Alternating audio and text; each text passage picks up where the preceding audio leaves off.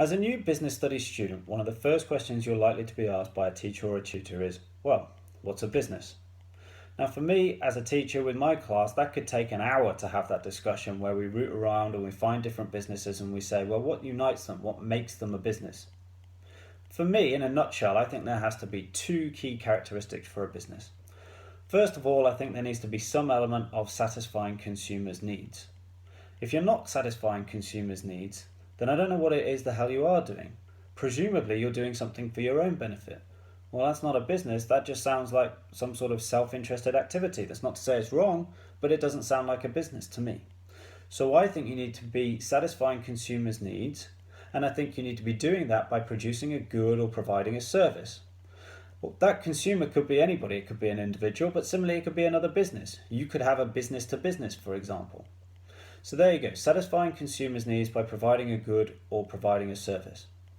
The second key characteristic for me, and this might be slightly controversial with your teacher or your tutor, but I think there has to be some sort of monetary gain in this.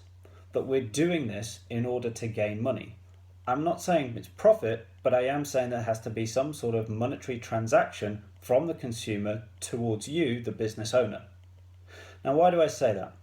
Let's take an example of a very small business, let's say a freelance swimming coach. A guy going away, getting called in by somebody to go and teach them how to swim for the next 30 minutes or an hour at a local swimming pool.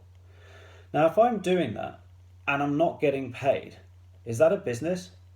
That sounds like a very noble thing to do. I'm probably doing it for both my satisfaction and the satisfaction of the consumer, but I don't really see that as a business. I just see that as a kind-hearted thing to have done, volunteering my time and volunteering my efforts to teach somebody how to swim. But it doesn't sound much like a business.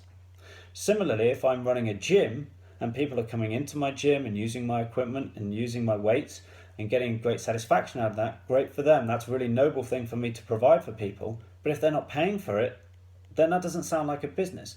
It sounds like what I would call a social enterprise.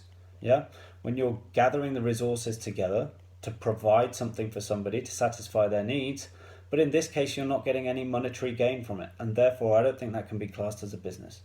So just to sum up, for me a business has to have two elements: satisfying consumers' needs for monetary gain, and that to me is a business.